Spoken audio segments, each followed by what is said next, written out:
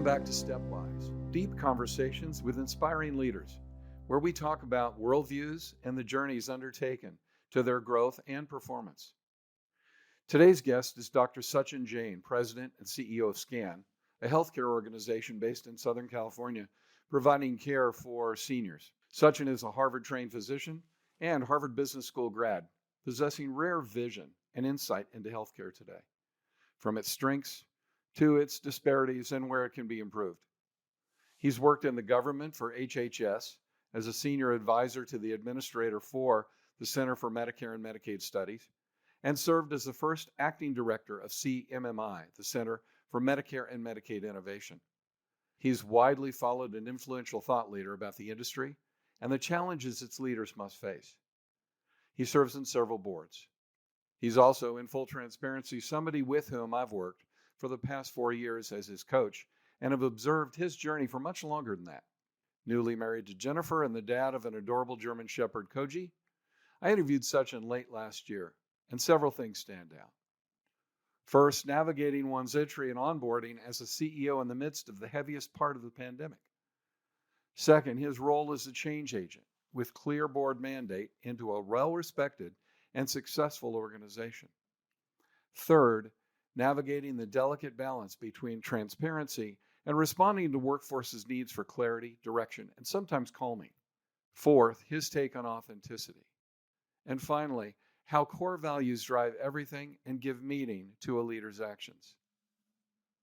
I hope you enjoy this conversation with Dr. Sachin Jain. Sachin Jain, physician by training, but for the last 10 years, an executive in the managed care space. I would say professionally, I've spent the last 20 or so years trying to build skill in the area of healthcare change and transformation, and have also worked in a number of settings around trying to lead change in healthcare, medical groups, health plan, pharmaceutical industry, government, academia, and have learned a lot and am in the midst of really just trying to understand how to make my best impact. Yeah, would you get busy and do something for a change? Let's start with the environment that you're faced now. You took over your current responsibility as CEO at SCAN really in the middle of the pandemic or the beginning of the pandemic. So your first year or more dealt with a virtual workforce, and then after that, kind of a hybrid workforce.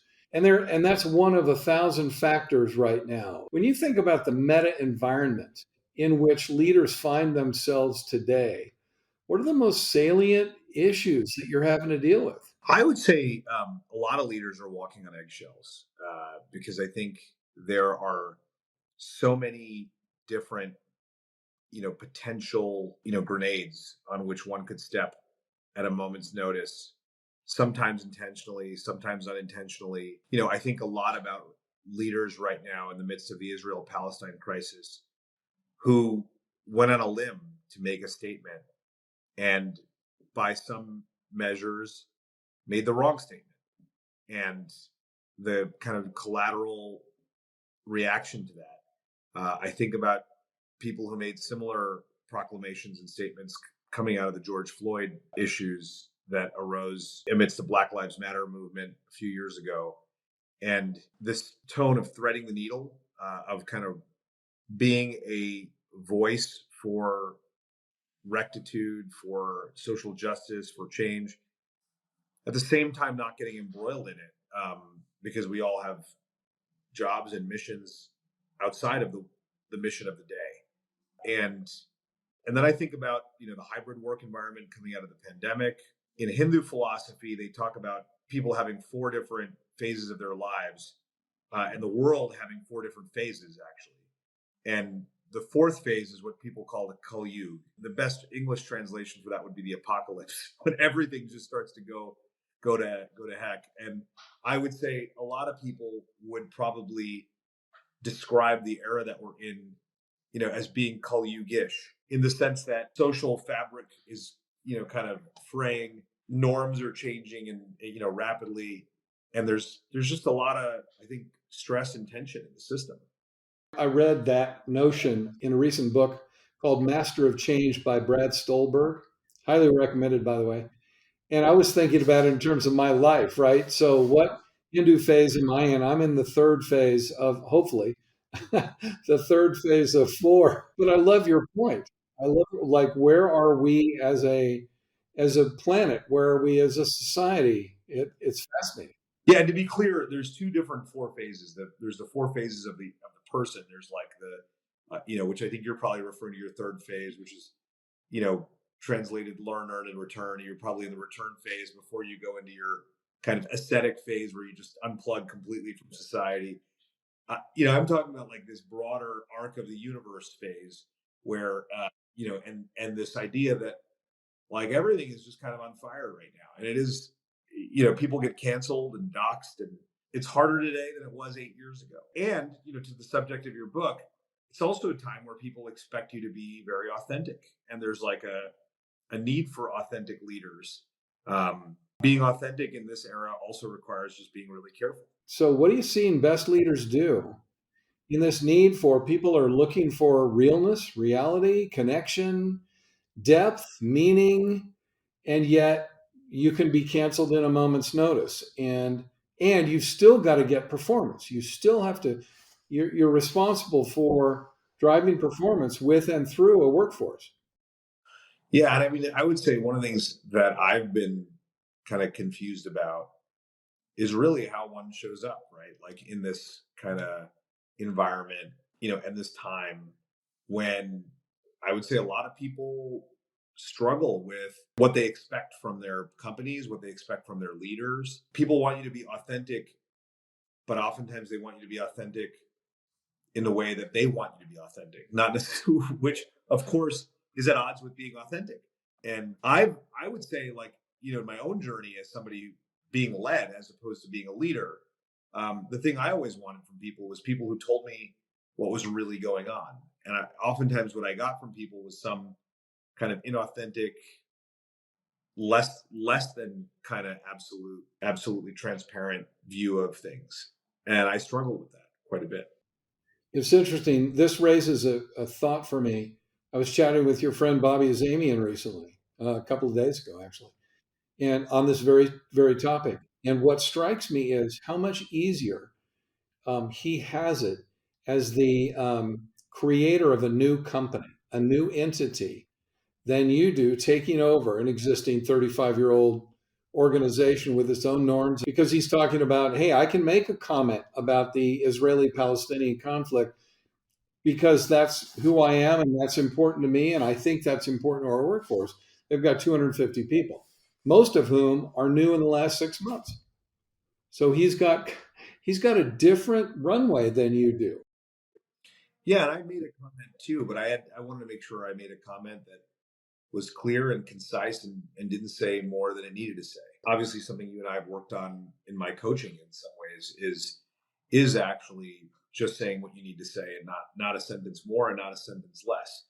I think sometimes people confuse being authentic with like letting everything hang out, and they're actually not the same things. And a big part of being a leader is showing up in the ways that people need and want you to show up, but it's also being mindful of all the different ways that people can perceive your so-called authenticity.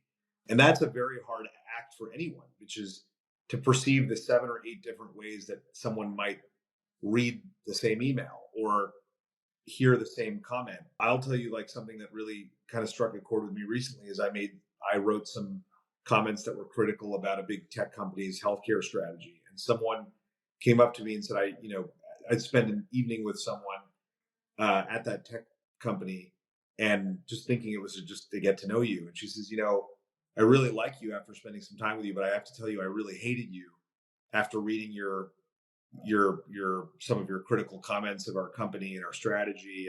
And it is amazing how much data there is about people out there and how much we want to judge people based on data, but we oftentimes lack the humility to recognize we don't really know people. And so, like, what is authenticity in this era of like curated personas, curated social media personas and lives, and people really feeling like they know you because they see a piece of you as opposed to them actually knowing you. That raises the question for me, Sachin. You are very out loud about your opinions about various things affecting healthcare. And my sense is that those are authentically felt, they're genuine. Why do you do that? I think the healthcare industry's general orientation has been one of like, tell me pretty lies.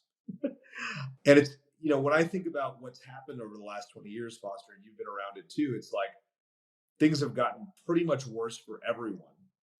But like, if you listen to most people, most high level talk about it, most people wouldn't say that that's what's happened. Right.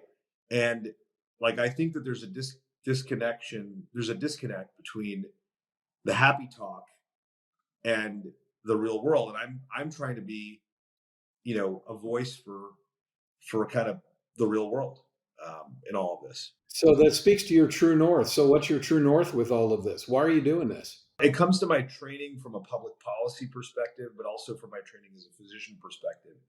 And I'll just walk through both. From a public policy perspective, one of the most important kind of thinkers, is a guy named John Kingdon. But he and another policy professor named Deborah Stone both essentially articulated that how you define a problem influences how you solve a problem. And society doesn't spend enough time with an articulation of what the problem is. And let me give you a couple of examples, just non-healthcare. Like the Ford Pinto had all of its quality issues. And that could be told as a story of like quality management, or it could be told as a story of like manufacturing issues. It could be told as a story of public policy. And so like how you define what both Stone and Kingdon argued is like how you define a problem influences how you solve a problem. In the medical version of that is like, if you don't get the right diagnosis, right, of the underlying issue, you're going to actually get the wrong treatment. And I believe that so much of what we've struggled with as an industry is the inability to properly articulate the problem has basically led us to develop kind of false, solutions with false ends. And like, I'll tell you, like, people have been so anti-pharma for the last 2 decades. I may be one of the few Harvard-trained physicians who are not anti-pharma. We have a pharma pricing problem, but we do not have a pharma innovation problem because the pharma industry continues to produce, drugs that are solving problems that weren't solved before. But the narrative that had developed around the Harvard medical institutions in the early 2000s was one of like, oh, like the NIH develops an understanding of the disease, and then the drug companies just commercialize NIH science, and we're just giving them away free. And the story got so negative about these companies, which, for all intents and purposes, are super heroic. But again, the story of them has not been told in a way that allows us to develop effective public policies. So again, my role, just to go back to make it personal again, I believe, that being a truth teller, or at least sharing my truth, is important in advancing the conversation around what needs to be done. And so the answer to the to what end question is to advance what needs to be done in healthcare that you're very passionate about, and that's your mission. Yes. Fair?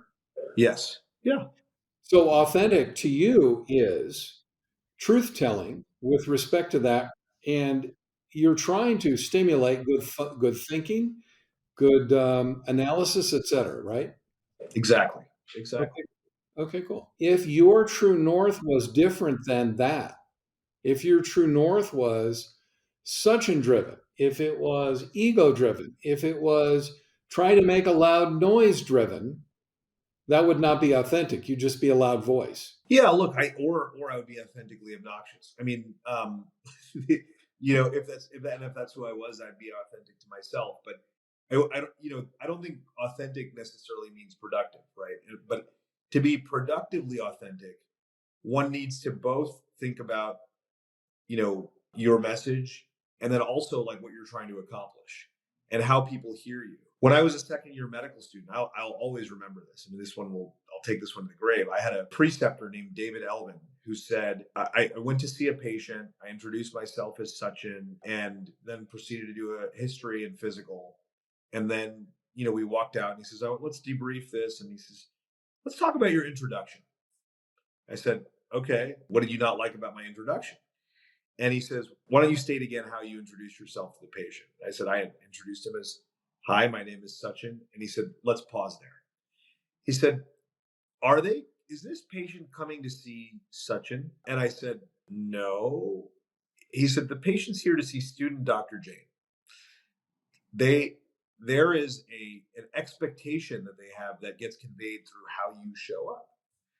And I've thought about this concept as it relates to every role I've had since then, which is the patient doesn't want to meet Sachin. And then when I became a full-fledged doctor, nobody says, oh, I want to meet Sachin. When you go in to see someone, you want to meet Dr. Jain. And this person's an expert in the things that he's an expert in, and he introduces himself as an expert.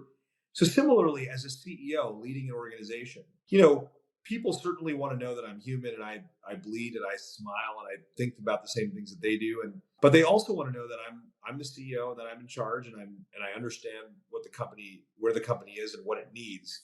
And so there's this fine line between being yourself, but then also being who people need. And that's the servant aspect of it. It's really about thinking about what the other person needs, and then being the truest form of that, truest to yourself form of that. What people don't need is for me to show up with all my baggage, all of my internal dialogue and sub-dialogue. And I think that's where, frankly, a lot of early career leaders, and I was certainly one of these people, get confused about the job and what it requires. These days, it's very common to talk about boundaries. And I actually think that authenticity is actually shaped by good boundaries. And this is, something you and I have worked on in our coaching. Our job is to do our job. Well, the notion of authenticity in leading says that there is some other-centeredness to that you're judging about those boundaries based on what others need and want from you. And yet you talk about a fine line. It's not only other-centeredness, it is the message you're trying to get across, the task you're trying to accomplish, the eventual goal, all of that. Sachin, what are the antecedents to authenticity in the workplace? Like what allows 10 years ago, the conversation about authenticity, or 15 years ago, the conversation about authenticity was not top of mind for people. We talked about goal driven. We did talk about radical candor, but that was really more about telling our truths than some of the dimensions of authenticity we're talking about today. If this workforce and the environmental dynamics are such, I'm a Gen Zer. I need more meaning. I want more realness in my relationship with my boss. I want to have the chance to call my own dance card when I need time off. I want whatever those things are. To me, it's implying a different relationship between organization and employee, boss and employee. What allows the boss to be a little bit more authentic? We're not talking about 0 to 10 here, or 1 to 10. What are the antecedents to greater authenticity in the workplace? Very popular these days to talk about trust. Trust is very important, but I also think it is, it's safety. It's this idea that you can be who you are without consequence. But I think it's important that it's about being who you are in the context of the work and wanting to do the job that you have. It does get confused and confusing at times, and I actually think the work and the mission of the organization, that's the true north. And the authenticity is in service of the mission, not vice versa. Authenticity by itself, I would say, is not an independent virtue. Like if you're authentic without results, authentic without mission orientation, if you're authentic without performance, that's fine.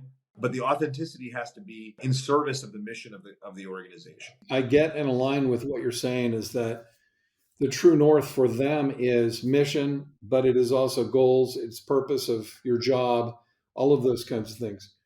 What's the role of the leader in setting the boundaries for safety, for kind of how candid we are, for cultural norms, all of that stuff? What does a leader do there? I think the way a leader can do this is by making his or her presence felt. And I think there's ways in which technology has enabled that. It's much easier today to have an all team meeting. It's much easier to have an all because of the visibility of that you can kind of project to everyone. I think it's harder because people are now increasingly not seeing each other or touching each other, feeling each other in the flesh. And so there is this third dimension of engagement that is missing. And I really think that is one of the barriers that we all have to authenticity. I became CEO of Scan in the throes of the early days of the pandemic. And I do think it would have been an easier onboarding for me with the organization if they'd been able to kind of see me in person and feel my energy versus seeing me as a talking head, beaming in from my living room. So I think these are things we do have to think about. Yeah, interesting. They had no context for you. That's right. You're trying to lead without context. Boy, what a challenge. So how'd you get through that? I mean, I would say by being deliberate about, sort of them getting to know me and me getting to know them. I would say, one of the best pieces of advice I read was in Jim Citron's book, on, you're in charge, so what, or something like that. But it was some version of like, write a letter to the company, let people know who you are and what you stand for and what your values are. And even still, I think some people read it as, oh, this is just performative, stuff from the CEO, not necessarily recognizing. But I always say this to people. I think a lot of our job as leaders is not just to do the work. It's not just to listen to people and to engage with people, but a lot of our job is to actually tell people how to feel. And a lot of what we're doing is conveying for them how they should feel about a set of changes or set of activities that are underway. I think one of the challenges I had, I think, was that, again, both my leadership team as well as the broader company didn't really understand me and didn't know to trust me. And I would say it probably took 2 years longer than it would have taken, just comparing it to a prior leadership onboarding that I experienced, at another company. So here you're telling them how to think and feel, and they're not buying it. Exactly.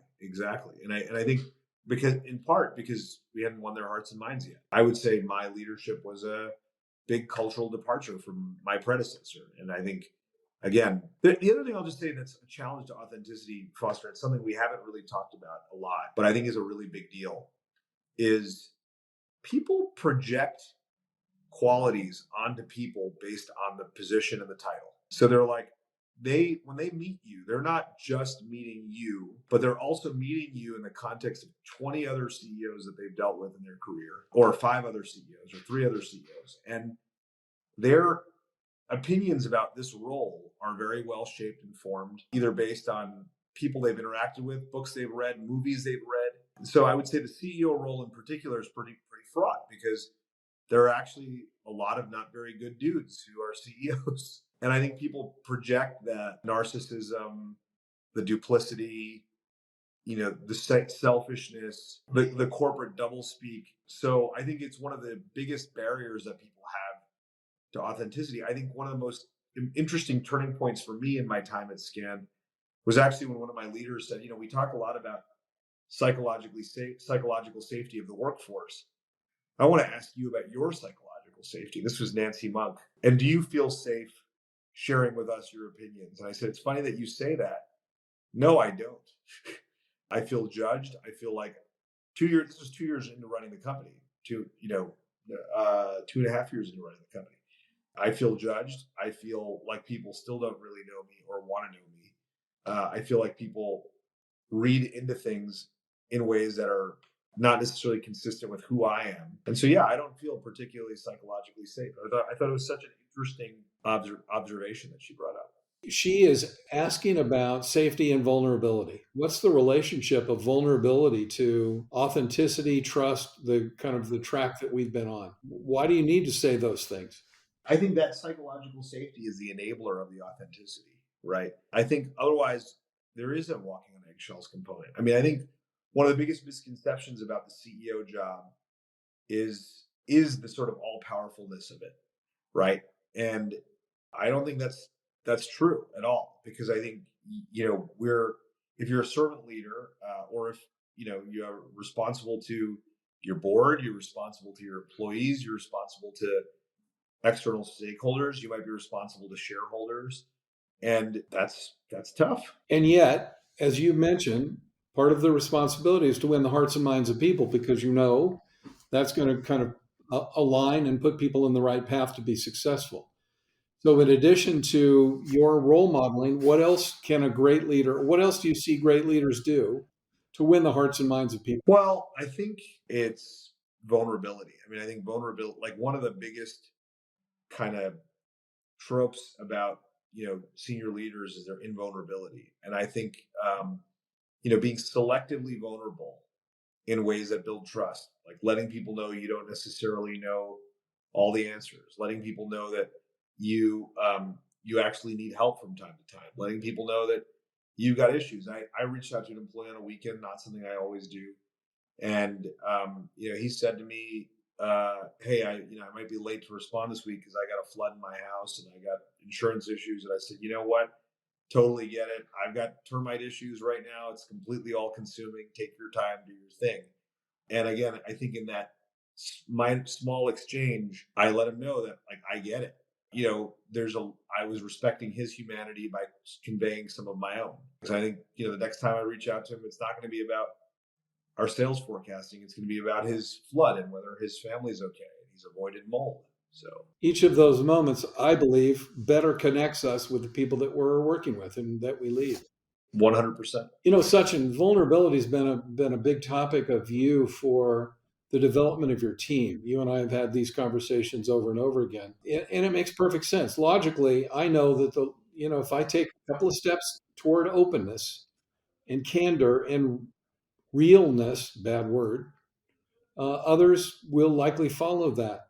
What prevents people from being more vulnerable in the workplace? I think it's ego, it's fear of consequences, it's past experiences, it's really fear of judgment. And but I would say is the vulnerability to me is very trust building because at least it allows me to kind of recognize that people see what I'm seeing. And so if they don't see it, then if they're not necessarily conveying that they see it, it creates real concern for me that maybe they're not on top of things or seeing things the way they need to see them. If I come to work for Sachin Jain, what are the 4 or 5 things that I need to pay most attention to that will allow me to be most successful? And I'm assuming kind of vulnerability and reality. Vulnerability is key. I mean, I would say vulnerability is key. I think an orientation towards collaborative problem solving. I would say, kind of a like laser focus on balancing what's good for people with also what's good for the business. I think sometimes people don't get that that's a balancing act. It's not all about your people. It's not all about the business. It's about an optimization exercise. I would say betting on talent. There's a certain sense of security that you have to bet on talent. Security in yourself, security in others. When I see people kind of not always gravitating towards best candidates, having high standards, it kind of makes me worried about people's own psychology getting in the way of their performance. How early can you spot that? Week one. Ah, I was guessing that. I was guessing that. It's not, you can't see it in an interview because I think people study up a lot, but yeah, one of my favorite actually interview techniques is to just let people know that they have the job in my first conversation. Let them think they have the job, and then let them relax, and then you see who they really are. What are you reading, listening to? What's influencing your thinking these days as a leader in this crazy time? So it's interesting. You and I have our fledgling men's group. I am also part of a group of guys I know from college. There, and we're all in different roles in healthcare. One's a researcher, one's an orthopedic surgeon, one's in private practice, another's a cardiologist, and in semi-academic practice. And I just learn a ton through that. I'm dying to crack open Isaacson's book on Elon Musk. I'm aggressively reading The Atlantic and Arthur Brooks a bit. And then I would also say I'm also very deeply enmeshed, and I need to formalize this a little bit more, but in the study of psychiatry and just really understanding. I just think that human behavior is at the source of everything great in the world and everything terrible in the world. And understanding the drivers of those behavior, understanding how to change behavior, I think all of it is so important. What's the advice you'd give to the younger Sachin about how you lead people? If you could take what you know now into the younger Sachin when you're first starting to lead people, what's that clear message? So I think it's the importance of just continuously striving towards real clarity, real visual clarity, high resolution, high def, 4K clarity of situations. And my favorite thing about the thing that I hear young people say all the time, that I remember saying when I was a younger person, that all kinds of young people say to each other, is I'm a good judge of character. And what they're really saying to you is that, they think they're a good judge of character. And what becomes clear as you age, that you say less and less, is I think most people are pretty humble about whether they're really good judges of people or character, because people surprise you. And I think it's that ability to be surprised and change your mind that actually keeps your game strong. And where I think people's game weakens is when they believe that they know more than they do and they see more than they do. So I would just say, like, clarity for me is everything. And I would just encourage you to always seek clarity and have people around you who give that clarity, help give you that clarity on what's going on, clarity on yourself, clarity on others. There are two elements that seem to underpin that for me as you say that. One is humility, the willingness to take it on and really listen openly. And the second is kind of this, it's overtalked and overworked these days, but this learning mindset, this growth mindset, but always trying to learn, always trying to learn more. There's different approaches, et cetera. So thank you. Appreciate it. Thank you. For a deeper exploration of your own journey, you can find tools, stories, and reflection questions in my book, Leadership: Rethinking the True Path to Great Leading, or by following me on social media. I'm on LinkedIn and Instagram as Foster Mobley. Until next time, Stepwise. Thank you for listening to Stepwise. Stepwise is brought to you by Dr. Foster Mobley. Edited and promoted by Zetis. You can listen to more episodes wherever you stream podcasts. Find out more at fostermobleymt.com or follow us on social media at Foster Mobley. That's FOSTERMOBLEY. We look forward to having an inspiring conversation with you soon.